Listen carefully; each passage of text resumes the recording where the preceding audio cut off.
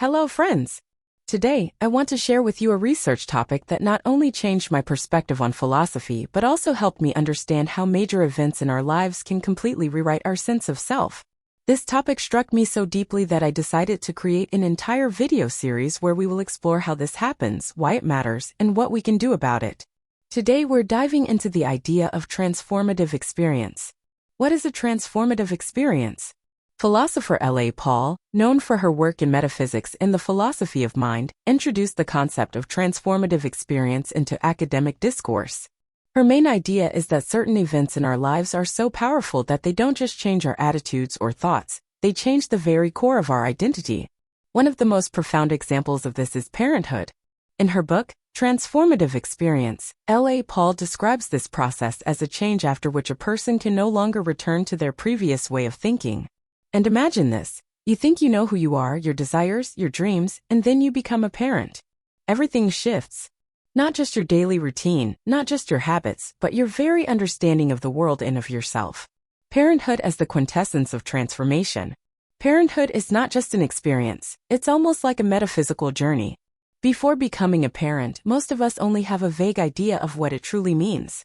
We see happy families in parks, scroll through social media posts where parents talk about their children, and we imagine it as something beautiful and even romantic. But in reality, according to it's an experience that cannot be fully grasped beforehand. You don't know what it's like to be awake night after night because of a crying baby. You don't understand the fear that strikes you when your child gets sick. You can't fathom the joy of watching their first steps as if it's the most important event in the universe. And most importantly, you don't know how much it will change you. Why is this so important for philosophy? Here's where the real philosophical challenge lies. L.A. argues that the decision to become a parent, or not, is a choice made under radical uncertainty. We cannot fully understand what we're signing up for because we don't know who we will become afterward. It's not just a change in circumstances, it's a change in the subject. You don't just change your lifestyle, you change yourself. It's like trying to explain the taste of mango to someone who has never eaten fruit. You can say it's sweet, juicy, and exotic, but they will never truly understand until they try it themselves.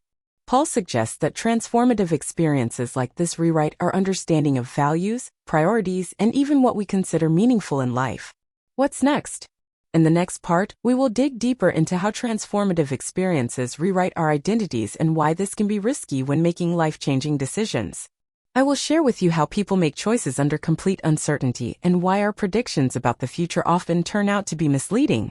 If you're interested, make sure to subscribe and hit the notification bell, and I'll see you in part 2, where we'll explore not just the theory, but real-life examples that will blow your mind. When I left off last time, I told you about that very first moment in the hospital room, the blinding lights, the distant voices of the doctors, and then suddenly the weight of a tiny life in my hands. I remember thinking I had everything planned out. I would balance work and fatherhood, maintain my hobbies, and still chase after my dreams. But in that single moment, all those carefully crafted plans shattered. And it wasn't just my schedule or my lifestyle that changed, it was me. A choice that redefines reality. Up until that point, I thought of decisions like neat little boxes. You evaluate the options, weigh the pros and cons, and make a choice. But I was wrong. What I didn't realize, and what L.A. brilliantly describes in her work, is that some choices don't just change your life, they change you. Deciding to become a parent is stepping into the unknown. You can read all the parenting books in the world, listen to friends and family share their experiences, but you'll never truly know what it's like until you're there, holding that tiny person in your arms. It's like trying to describe the taste of mango to someone who has never tasted fruit. You can use all the words you want: sweet, juicy, vibrant, but until they actually bite into it, the experience remains unreachable. L.A. calls this transformative experience. It's not just a new chapter, it's a new book entirely. Your sense of self shifts. Your priorities realign. What once seemed important fades into the background. And the strangest part? You couldn't have known this until you crossed that line. Facing the unknown future. I remember preparing for fatherhood with confidence. I had a mental checklist: career stability, financial security, and time for my hobbies. Everything seemed set. But the moment I held my child for the first time, I realized how naive I'd been. All those plans felt like they belonged to someone else, someone who didn't yet understand the weight of that tiny heartbeat pressed against their chest. It wasn't just my schedule that changed. My identity shifted. Things that mattered deeply before now felt distant, almost irrelevant. My goals adapted, my dreams reformed, and my perspective on life took on new shades I hadn't even considered. L.A. Paul describes this phenomenon as an epistemic transformation. The idea is simple yet profound. You can't know what it's like to be a parent until you are one. But it's more than that. You can't even understand who you will become on the other side of that decision. You're not just stepping into a new role, you're stepping into a new version of yourself. The paradox of choice. And here's the real kicker: when you decide to become a parent, you are making a choice without knowing who you will be after it. It's what philosophers call the paradox of choice. You try to imagine the future based on your current self, but that future self is fundamentally different. How do you plan for that? How do you weigh pros and cons for a version of you that doesn't exist yet? Before I became a father, I imagined late nights would just mean more coffee the next day. I thought the sacrifices would be balanced out by the joy of watching my child grow. I had no idea how much it would redefine me, how my understanding of love, patience, and purpose would shift so dramatically. I stepped into the unknown, and it reshaped everything. What's next? In the next part, I want to share real stories of people who also went through transformative experiences. I spoke with some of my subscribers who shared their personal journeys. Some became parents. Some moved to different countries, and others switched careers at unexpected moments. We will explore how they faced the unknown, what they learned, and who they became on the other side. If you're ready to continue this journey, stay tuned for part 3, where we dive deeper into the lives of those who stepped into the unknown and came out forever changed. When we left off last time, I shared how my own journey into parenthood completely rewrote my understanding of self. It wasn't just a change of routine or priorities, it was a fundamental shift in who I was. But the most surprising part? I'm not alone in this experience. Today, I want to take you through the real stories of people who faced the unknown, stepped into transformative experiences, and emerged on the other side, changed forever. Moving to a new country, Maria's story. Maria was 36 when she made the decision to move from Mexico City to San Francisco. She had a stable job, a close-knit family, and a routine that felt safe. But deep down, she always had the itch to explore, something that never quite left her mind. I knew I wanted more, she told me during our call. But I didn't realize how much it would change me. When she stepped off the plane at SFO, she was filled with excitement. New streets to explore, new people to meet. But soon, reality hit hard. The language barrier was bigger than she expected, and the cultural differences made her feel isolated. The first 6 months were brutal. I couldn't even order coffee without messing up, she laughed, but her eyes showed the weight of those struggles. Maria admitted she almost packed up and left multiple times. But something kept her grounded, a sense of discovery not just about the world around her, but about herself. I realized I was stronger than I thought. More adaptable. The Maria who left Mexico City wouldn't recognize the Maria who lives here now. Her story reflects what L.A. Paul describes as epistemic transformation. Maria could never have predicted who she would become by making that choice. The experience rewrote her understanding of independence, courage, and even her own limits. She learned that sometimes stepping into the unknown is the only way to truly discover who you are. A career shift at 45, David's story. David's story was another that struck me. At 45, he was laid off from a corporate job he had worked for more than 20 years. I thought that was it for me, he admitted. I had no idea who I was outside of my career. But instead of diving back into the corporate world, he did something unexpected. He went back to school to study environmental science. It was terrifying. I was twice the age of most students. I felt out of place every single day. When I asked him what kept him going, his response was almost poetic. I had to find out who I could be if I wasn't who I always thought I was. L.A. Paul describes these moments as transformative leaps. You step into the unknown, and the experience changes you so deeply that you can't go back. For David, this meant learning not just about environmental science, but about resilience, humility, and curiosity. He told me that in his second semester, a professor asked him to lead a project on sustainable farming. The old me would have laughed at the idea of working on a farm.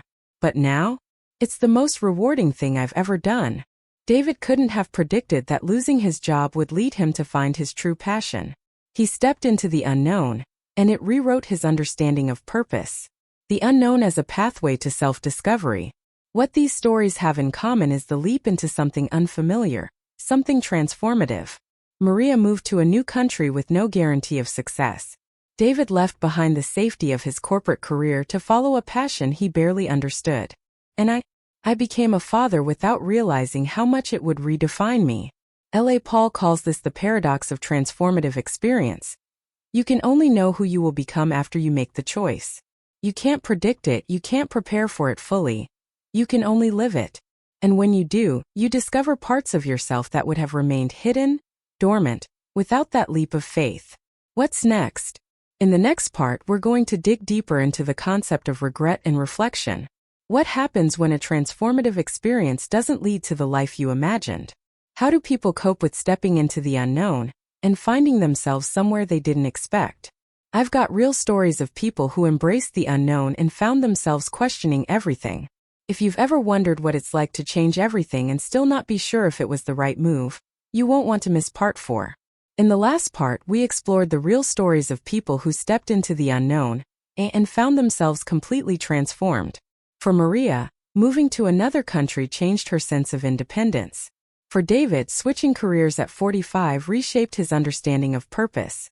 But transformative experiences are not always smooth paths to self-discovery. Sometimes they bring with them regret and deep reflection. Today, we are going to talk about what happens when transformation doesn't lead to where you hoped, and how people navigate the complexities of that unexpected reality. When transformation brings regret. One of my subscribers, Emily, reached out to me after watching part 3. Her message was short but powerful. Not all transformations are positive. That struck me. So we set up a call and she shared her story. Emily had always dreamed of living in New York City. To her, it symbolized freedom, ambition, and a chance to finally become the person she had always imagined. So at 32, she sold most of her belongings, left her small hometown in Ohio, and moved to Manhattan. At first, it was everything I imagined, she told me. The city was alive. The opportunities seemed endless. But after 6 months, reality set in. Her dream job fell through, and she found herself juggling 3 part-time jobs just to pay rent. I thought moving here would change me into someone braver, stronger. But it just made me tired, she admitted. The Emily that left Ohio was optimistic, filled with hope for new beginnings. The Emily I spoke to sounded weary, almost resentful of her own ambition. I became someone I didn't recognize, she said, her voice trembling slightly. And I don't know if I can go back. Reflecting on who you were and who you've become. L.A. Paul writes that transformative experiences don't just change your circumstances. They change your value system. The things you once cared about deeply may no longer hold the same weight. Emily confessed that, before moving, she valued security and family connections. But in New York, she was forced to prioritize survival and independence. I lost touch with who I was back home, she said. I don't even know if that person exists anymore. This is what Paul calls reflective loss. It's the sense of mourning for a past self that you can no longer return to. The decision to move transformed Emily, but not in the way she imagined. It didn't make her stronger or more fulfilled. Instead, it left her questioning whether she had made the right choice at all. I asked her if she would go back to Ohio, to the life she had left behind. She paused for a long time before answering. I don't know if I can, she whispered. I'm not sure I would fit there anymore. The cost of transformation. Emily's story is not unique. L.A. Paul emphasizes that transformative experiences can sometimes lead to unexpected consequences that feel irreversible. We are told that change is always good, that growth is always positive. But what if transformation leads to a version of you that you don't love? What if it takes you further away from what you wanted rather than closer? It's a question that haunts those who take the leap. For every Maria or David who finds fulfillment, there are Emilys who find themselves longing for who they used to be. This is the hidden cost of transformation. The understanding that some doors once opened cannot be closed. What's next? In the next part, we are going to explore acceptance and adaptation. What do you do when transformation doesn't lead to happiness? How do people find peace with the new versions of themselves, even when it wasn't what they expected? I've spoken to people who face this exact challenge, and their stories might surprise you. If you're ready for part 5, where we confront the idea of finding hope in unexpected changes, stay tuned. This is where the journey becomes real. When we find ways to live with the person we've become, even if it's not who we plan to be. When we left off last time, I shared with you Emily's story. A story of transformation that didn't turn out the way she imagined. She stepped into the unknown, chasing a dream, but found herself in a version of reality she didn't expect and wasn't prepared for. Her experience brings us to the next question. What do you do when you can't go back? L.A. Paul talks about transformative experiences as paths that rewrite who you are. But what happens when that new you is someone you don't quite recognize? Today, I want to explore the idea of acceptance and adaptation, how people learn to live with the person they've become, even when it wasn't part of the original plan. Learning to accept the new self. Michael's story. Michael was 29 when he and his wife decided to move to the countryside. It was supposed to be a fresh start, a break from the hustle of city life, a chance to slow down and reconnect with nature. They bought a small farmhouse on the outskirts of Oregon, dreaming of long walks through the woods and quiet evenings by the fire. At first, it was beautiful, he shared with me, waking up to the sound of birds instead of traffic, having breakfast on the porch with nothing but trees for miles. But as the months went by, Michael started to feel something unsettling. Isolation. He missed the noise of the city, the buzz of people, the random conversations at coffee shops. I felt like I had disappeared, he admitted, like I wasn't even part of the world anymore. For a long time he struggled with this feeling, fighting against the reality he had chosen. But eventually something changed. I stopped trying to compare it to my old life, he said. I started focusing on what I could find here, instead of what I left behind. It wasn't easy, he confessed. But slowly he began to adapt. He took up woodworking, joined a local hiking group, and even started a blog about sustainable living. It's not the life I imagined, he told me, but it's the life I have. And I've learned to love it in my own way. Adaptation as a path to peace. Michael's story is a testament to the idea that adaptation is not about going back to who you were. It's about learning to live with who you've become. L.A. Paul suggests that transformative experiences don't just require acceptance. They demand adaptation. You can't fit back into your old life after you've been reshaped. The challenge then is to build a new life that fits who you are now. This isn't just a coping mechanism. It's a form of growth. Michael found new passions, new connections, and new purposes not by clinging to his old self, but by embracing the unfamiliar. I wouldn't go back now, he told me with a smile. Even if I could. Finding peace with the unknown. One of the most surprising things I learned while researching this topic is that acceptance is not just about tolerating your new reality. It's about finding beauty in it. L.A. Paul writes that transformative experiences have the power to reveal parts of life we never considered before. The key is learning to see them. For Michael, it was the simple beauty of nature. For Maria, it was the strength she discovered in herself. For David, it was a passion he never knew existed. Even Emily, who struggled in New York, wrote to me recently saying she finally started to understand why she moved there in the first place. I wanted to find out who I was when I was uncomfortable, she wrote. I'm still figuring it out, but maybe that's okay. What's next? We've come a long way in exploring how transformative experiences change who we are, sometimes in ways we never expected. In the next part, I want to dive into the final question. Can we prepare for transformation? Is there a way to brace ourselves for the unknown, or does the very nature of these experiences make preparation impossible? I'll be sharing practical insights, philosophical reflections, and even some scientific research on how people attempt to face the unknown. If you've ever wondered if there's a way to be ready for what's next, you won't want to miss the final chapter of this journey. We've traveled quite the journey together, exploring how transformative experiences can rewrite our sense of self. We've heard the stories of Maria, David, Michael, and Emily, each of them stepping into the unknown, emerging as different versions of themselves. But this leads us to the final and perhaps the most profound question. Can we ever truly prepare for transformation? L.A. Paul argues that transformative experiences are, by their nature, impossible to fully anticipate. After all, how can you prepare for a version of yourself that you have never met? Today, I want to challenge that idea, just a little. Let's explore whether there are ways to brace for the unknown or if we're all simply jumping in blind. Directed embracing the idea of radical uncertainty. One of the most compelling ideas L.A. Paul presents is radical uncertainty. When you make a choice that has the potential to transform you, like becoming a parent, moving to another country, or changing your career, you're stepping into territory where your current self can't fully understand what's waiting on the other side. But here's the thing, Radical uncertainty doesn't have to mean total blindness. It can also mean openness. Instead of trying to predict who you will become, you can prepare by learning to embrace unpredictability. I spoke with Dr. Sarah Livingston, a psychologist who specializes in major life transitions. She told me something that really stuck. We can't prepare for who we'll become, but we can practice resilience and adaptability.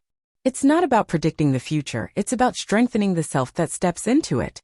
She explained that people who approach transformative experiences with an open mind, those willing to be surprised, to be challenged, even to fail, often adapt better than those who try to cling to their old selves.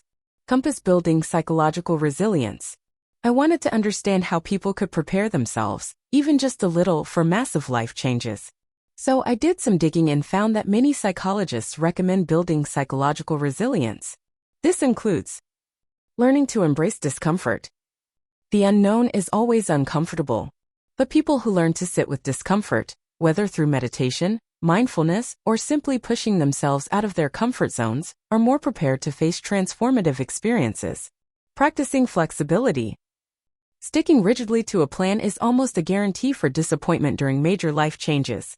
People who practice flexibility, adapting to new information, learning to pivot, tend to find the transformation less jarring. Fostering curiosity instead of fear. When we approach change with curiosity instead of fear, the experience can feel less threatening. Asking questions like, what can I learn from this? Rather than, what if it all goes wrong, creates a mental framework that's more open to growth. Cyclone rehearsing for change, can we do it? This idea fascinated me. Can we rehearse for transformation? Dr. Livingston thinks so. She shared with me the story of one of her clients who prepared for moving abroad by simulating aspects of her new life while still at home. She spent weekends in neighborhoods where the primary language wasn't English. She adjusted her schedule to match the time zone she'd be moving to, and she even started learning to cook the local food.